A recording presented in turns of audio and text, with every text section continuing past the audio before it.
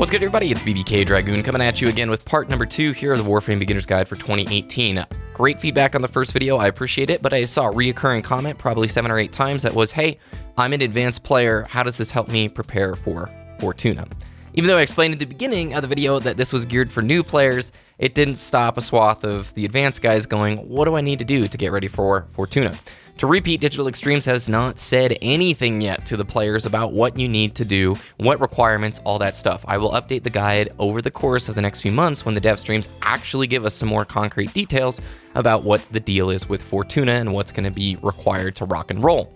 With that said, here is a list of things that more advanced players can do to prepare for Fortuna. Beginners will get right back in the swing of things here in the next part, okay?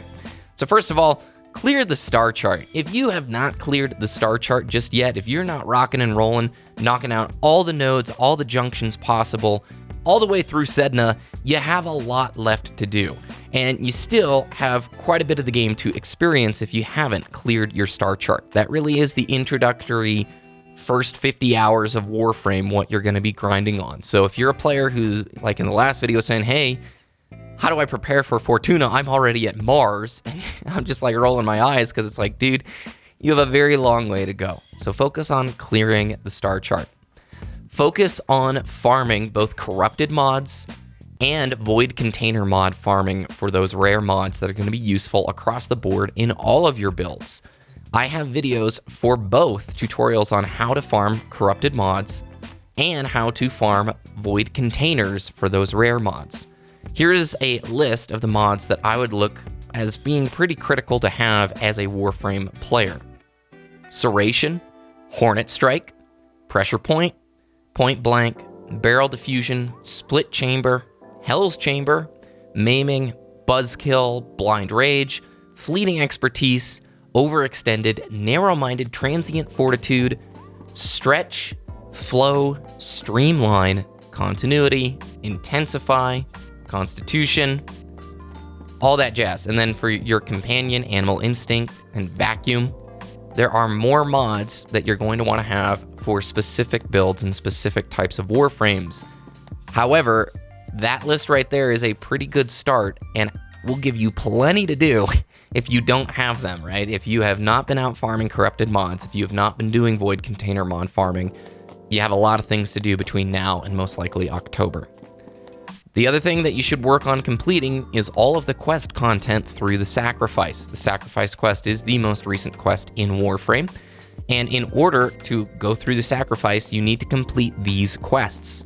Vor's Prize, Once Awake, the Arcwing, Stolen Dreams, The New Strange, Nata, The Second Dream, The War Within, Chains of Harrow, and the Apostasy Prologue. Then you can do the Sacrifice. I doubt that Digital Extremes will gate Fortuna from players who haven't completed all of the quests, but at this point, if you do not have all of the quests rocking and rolling and you haven't finished that out, that is content that you as a more advanced Warframe player get to complete. The other thing I want to say is if you've done all that and we're looking at a new open world zone here, you may want to continue upgrading your moat amp. I don't know to what degree it's going to play or factor into Fortuna, but I would imagine it will be a central part of the gameplay as well with some modifications.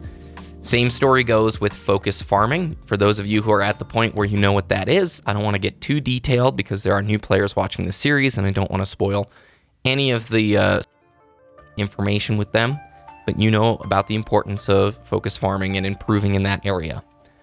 You'll want to collect any Warframes that you may not have. And quite frankly, you want to begin resource farming. I would start stacking up massive amounts of endo, if possible, credits, and any other sort of materials that you think will be worthwhile in crafting either the new gear coming with Fortuna, which keep an eye on the dev streams, they might talk about those resources, or I think it's just always good to have a nice batch of endo ready to rock and roll, especially like Forma too. If you're going to be forming these new weapons and maybe, you know, when the new frames get here, you want to have all that stuff stacked up. Fortuna doesn't want to launch, and then you're going, uh-oh, I'm having to actually go unlock my onions and try and get more Forma in order to get my frame to a build that I like. All right, that's a pretty big list of stuff to do if you are a player who's looking at the game from a more advanced perspective. And if you've finished all of that and you're still wondering what to do, then you're an advanced enough player to probably already know way more than what I know. I would recommend keeping an eye on iFlynn's channel. This guy is the king of all things Warframe tips and guides. He makes great content, and I imagine he will be producing some of the best Fortuna guide content that there is. So if you're a super hungry player and you've rock and rolled through all of this stuff, right on. Those are all the things that I have in mind when we talk about preparing for Fortuna. And that's what the rest of this beginner's guide series is basically going to be, is showing you through the star chart, talking about those corrupted mod farming methods and the void container mod farming methods, going through all the quests, improving the mode amp focus farming, and collecting warframes and gear. So, oh, with that said, this is an Excalibur frame, by the way. This is just their anniversary skin, I think it is. So, yeah, the Excalibur Dex helmet and the Dex skin, they gave this away for like an anniversary thing not too long ago. But anyway, thank you very much for watching. If you guys found this helpful, please thumbs it up. Beginners, we will be back very soon to talk about the real, next steps in your journey. And any comments and questions, anything that I missed, leave it down below. You guys are always very helpful. Thanks for watching. Have a good day, and I'll see you next time.